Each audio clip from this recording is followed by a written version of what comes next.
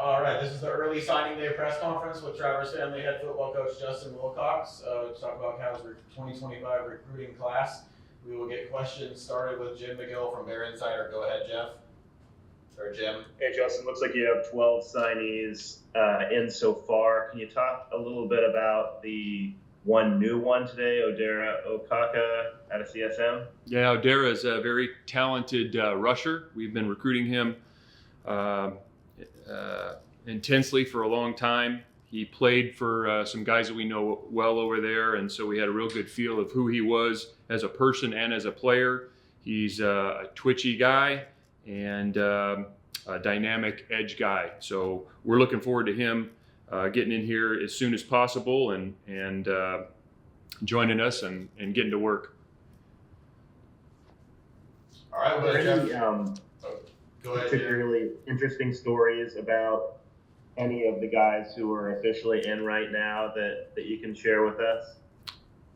Any interesting stories? The process goes. I would say that everybody's going to have some interesting facts about them.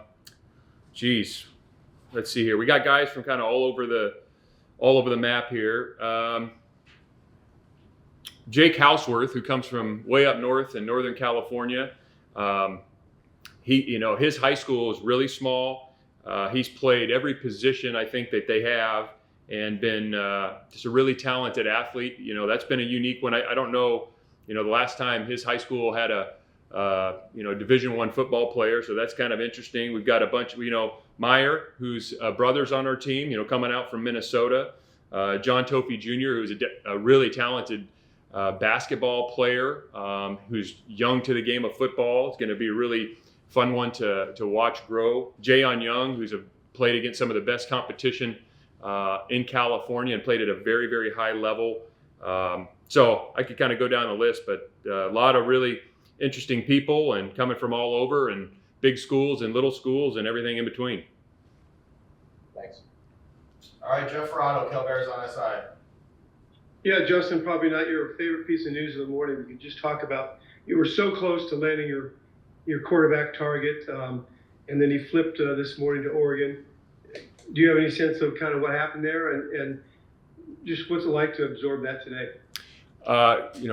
Recruiting is very, very competitive, and there's a lot of good players out there. And as you can appreciate, we're always focused on the ones that are going to be a part of our program. And it's a dynamic environment in recruiting, and things change day to day and week to week. And we're really excited about the guys that are joining us.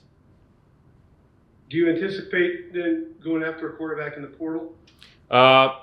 We'll see where everything lands. I mean, the way that college football works now with high school signing day where it is, and then the transfer portal opening in a few days, what our roster looks like moving forward is a bit unknown. Who enters the transfer portal is a bit unknown. So it's hard for me to really give you any certainty on any of these things right now. We feel really good about our team and who's coming back. Obviously, we got guys coming back at the quarterback position, starting with Fernando. So I feel great about that. But there's just a lot that happens in college football and in December and January. All right, we'll go to Matt Moreno from Rivals. Coach, you talked about John Tofey, and I watched him earlier in the season. His athleticism really stands out, I think, and obviously he has great size as well. What kind of intrigued you about him, knowing that he hasn't been playing the game as much as other guys? Well, I think just that. He's got a big frame. He's athletic. The basketball background you see on the football field with the agility. He's certainly, sometimes when guys start playing football, they're not as physical as you'd hope, but he is a very courageous guy, and he shows toughness. And I got a chance to go watch him play a home game, and he's playing free safety, and at that point, he's the biggest free safety in the state of California. He was, 6'4" and 210. He is going to be a big guy. And when if you ever see his dad, you'll understand what I mean. His dad was a great basketball player and a very big person. And so we just we're very excited about John and his future. And then it's going to come, just work and getting into college football and the weight room and all that comes with it. All right, Steve Croner from the SF Chronicle. In addition to the news you had yesterday about the staff change, obviously, if you can tell us anything more about that, appreciate it. If you can at least give us a timetable by when you would like to have that set. Yeah, here's what I'm going to say. We have really good football coaches on our offensive staff. We're looking to supplement what we're doing on offense. There are some very difficult circumstances on that side of the ball this year with some moving parts at O-line, for example, some injuries to key players.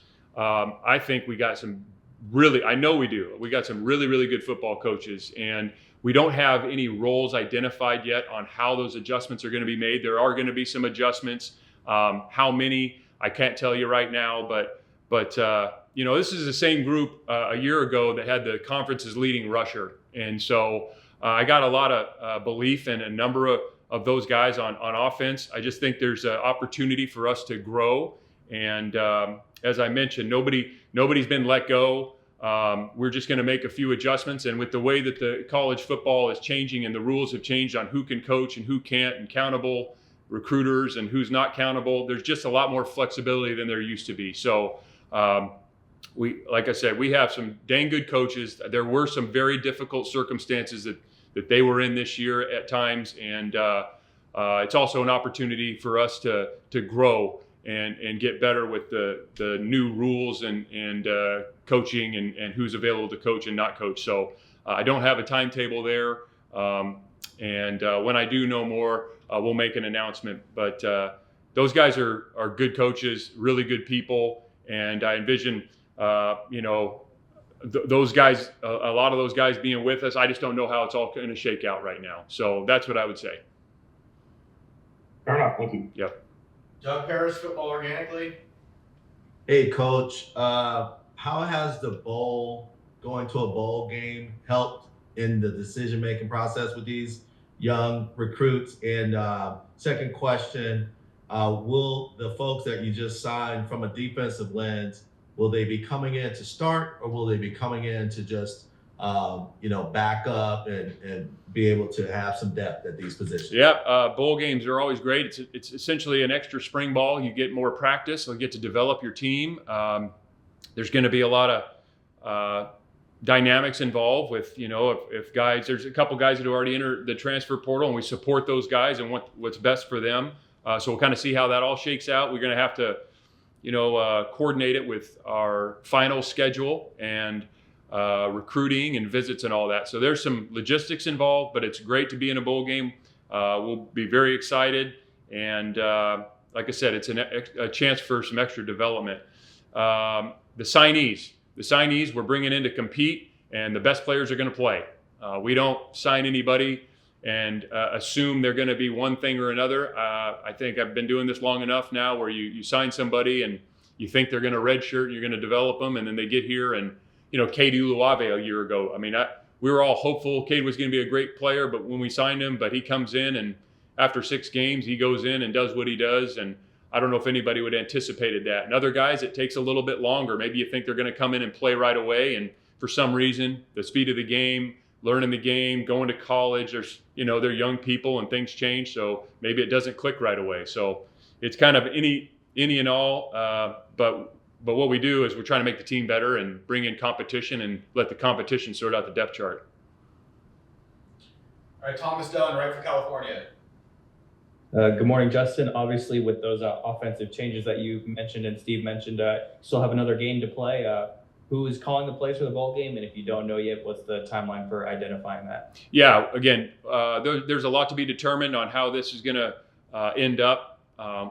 Again, nobody's been fired, nobody's been let go. We have good coaches on our staff. We're looking to supplement and grow on offense and everywhere on defense. But I would say, right now, I couldn't tell you exactly how this is all going to shake out in the coming days and weeks.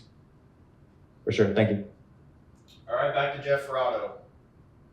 Justin, could you explain to us the difference between the traditional letter of intent and the contract that players now sign with you?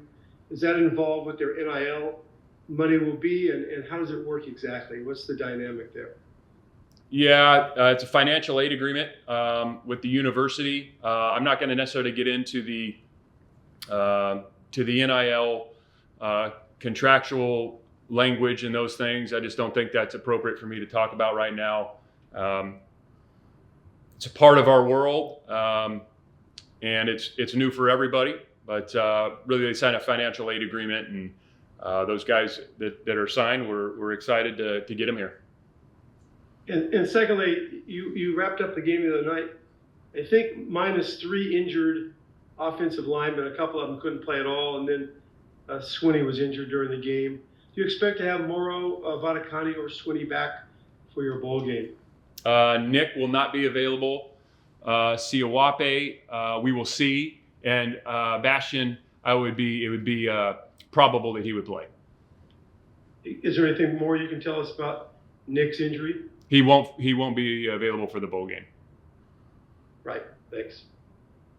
All right, back to Matt Moreno. I just wanted to ask about a couple guys. Anthony League is somebody who put up some big numbers and seems to be a real physical back. Is there anybody that he reminds you of in terms of just his running style or his approach to the game? He's a really, when you get to know him and you talk to people that coach him and have played against him, the thing that everybody talks about is his toughness and work ethic. He's, I think the phrase is, a lot of guys use he's a dog, meaning like he's tough. And that's what, you meet him. He's a great kid. Really enjoyed getting to know him and his family. Yeah, I don't know. It's hard to compare players. Sometimes there's an obvious comparison when you start watching guys, but he's a very productive guy. Played multiple positions. He can catch the ball. He can run the ball. He's very physical. So, yeah, we're excited about him. And then Beckham Barney was somebody who maybe went under the radar for a lot of people, I think, playing out in Arizona. But if you look at his numbers as well, a ton of tackles, a ton of stats. What did you guys like about him? What intrigued you guys about, his possibilities? Athleticism, overall athleticism, played both ways, can carry the ball. He's got speed. And in this era, with the space tackling that you're put into, the offenses who will spread you out, to play that position, you got to have some speed, and we felt like he provides that. Yeah, I think that was the biggest thing, the overall athleticism, the production. Linebacker and running back, the first thing you want to see is, really you want to see it everywhere, but man, do they produce? Do they make tackles? Are they around the ball? Does the ball find them? At running back, it's kind of the same thing. Like, do they find the hole? Do they get yards? And he did both of those things. And in terms of, obviously, you can sign more guys in February. In terms of high school guys, do you have plans to kind of add some more? What's kind of the thought process as you guys now have this portion out of the way? Yeah, I wouldn't be surprised if there's a few more guys, whether it's here in the next couple days or in February. That would be likely. Thanks, Coach. Thank you. All right, looks like that'll wrap us up here. We'll send out information later in the week regarding a bowl game press conference. Thank you, everyone.